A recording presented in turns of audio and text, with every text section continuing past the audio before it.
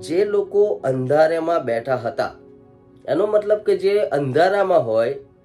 ડાર્કનેસમાં હોય, એને રસ્તાની ખબર ના પડે, એ શું કરે છે શું નથી કરતા એને કશી ખબર જ ના પડે. એ લોકોના જીવનમાં